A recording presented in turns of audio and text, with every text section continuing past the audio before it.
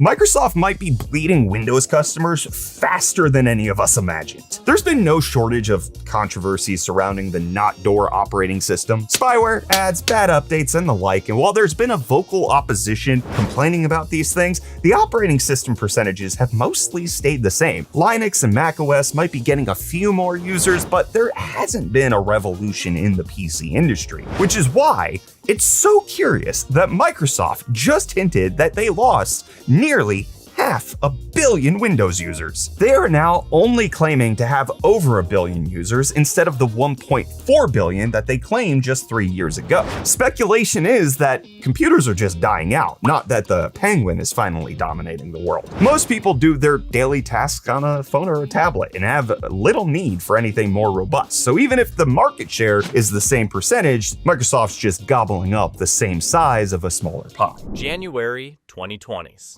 Microsoft releases internal metrics that were never meant to go public. A data breach exposes confidential reports showing Windows 11 adoption collapsed. Current usage, 31% of all Windows installations, down from 35% 3 months prior.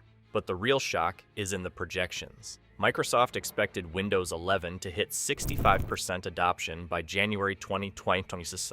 They missed by 34 percentage points. And it's worse than numbers suggest. Active downgrades from Windows 11 back to Windows 10 hit 2.7 million in December 2025 alone. Users aren't just refusing to upgrade, they're actively reverting, paying for older hardware, hunting down Windows 10 installation media, anything to escape Windows 11. Meanwhile, October 14th, 2025 passed. Windows 10 support officially ended. That means 400 million people are now running unsupported software with zero security updates. They know the risks. They'd rather face malware than use Windows 11. That's not a product problem. That's a revolt. The moment trust. Shattered permanently, you call. People are really hating Windows 11. Ever since October 14, 2025, the end of support deadline for Windows 10, Microsoft has made a lot of their users very angry. Microsoft's Windows 11 is facing a significant adoption crisis. Recent data shows adoption rates for Windows 11 are at only 31% as users are resisting to update their... The feature that destroyed whatever trust remained between Microsoft and users, announced in May 2024 as an AI-powered photographic memory for your PC. Sounds helpful? What it actually did was take screenshots of everything you did, every few seconds, bank passwords, medical records, private messages, personal photos, everything captured, stored locally in a database, searchable by AI. Security researchers tore it apart immediately. The database wasn't encrypted properly. Any malware with local access could read everything. Your entire digital life exposed. Microsoft claimed it was secure. Researchers proved it wasn't. Within 48 hours of Recall's announcement, proof of concept malware existed that could extract Recall data. Microsoft pulled the feature before launch. Said they'd fix it. Eventually released it as opt-in only with better encryption. Damage done. Users saw Microsoft's intent clearly. Build comprehensive surveillance into the operating system. The fact that it shipped broken doesn't matter. The fact that they built it at all violates fundamental trust. One user posted on Reddit, "I don't care if the database stays local. Microsoft built spyware into my OS. The feature existing is the problem. I'm done." 89,000 upvotes. Sarah Thompson is a freelance journalist in Boston. She covers privacy and technology. She upgraded to Windows 11 in March 2024, thinking it was mandatory for security updates. When Recall was announced, she researched how to completely disable it. Found that even with Recall off, some monitoring processes remained active in Windows 11. Background telemetry, usage tracking, data collection she couldn't fully disable without registry hacks. She switched to Ubuntu in June 2024. Hasn't touched Windows since. She told me, "I cover surveillance for a living. Having surveillance built into my OS is unacceptable. Linux doesn't spy on me. Windows does. Easy choice." That's happening millions of times.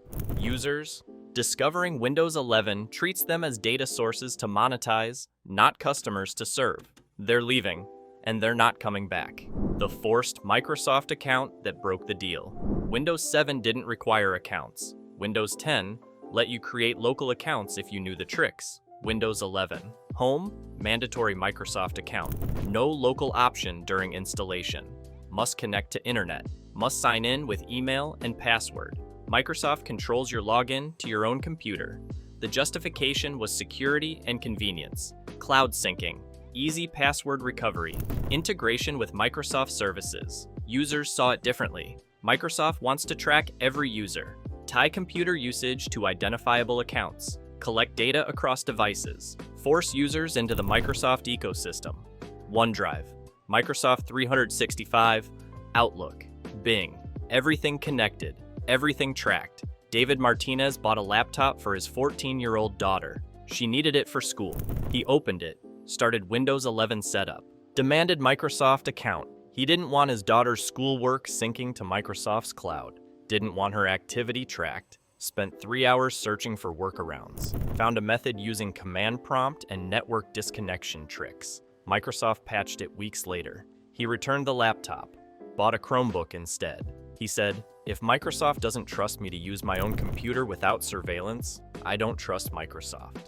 We're done. Enterprise users can use local accounts through domain controls. Home users can't. That's the business model. Enterprise users are customers who pay subscriptions. Home users are products being monetized through data collection. Once users understand that distinction, Windows becomes unacceptable. The performance degradation, everyone notices. Windows 11 was marketed as faster than Windows 10, optimized for modern hardware. Better resource management. Reality contradicts marketing completely. Independent testing by Tom's Hardware, PC, Gamer, and others showed Windows 11 performing worse than Windows 10 on identical hardware. Application launch times slower, boot times longer, gaming frame rates lower by 5 on 10 in some titles. Why? Bloat. Windows 11 runs more background processes than Windows 10. Constant OneDrive syncing, Copilot monitoring, telemetry collection happening continuously, all consuming CPU cycles, all using RAM, all serving Microsoft's data collection needs while degrading user experience. Marcus Chen is a video editor in Los Angeles. He upgraded his workstation to Windows 11 in August 2020. Adobe Premiere render times immediately increased. A project that took 40 minutes to render on Windows 10 took 47 minutes on Windows 11.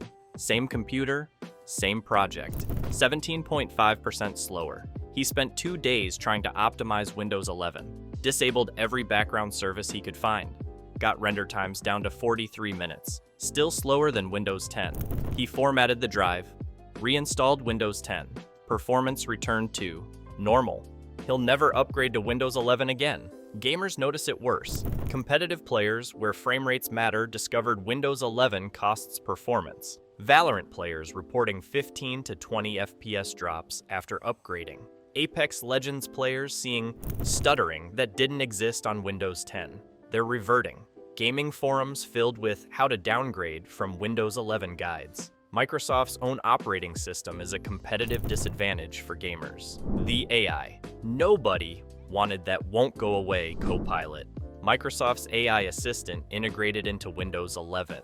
Pops up offering suggestions, interrupts workflows, uses system resources constantly, and users can't permanently remove it. Disable it in settings, an update re-enables it. Uninstall it through PowerShell, next update reinstalls it. Microsoft is forcing AI integration whether users want it or not. The problem isn't AI capability.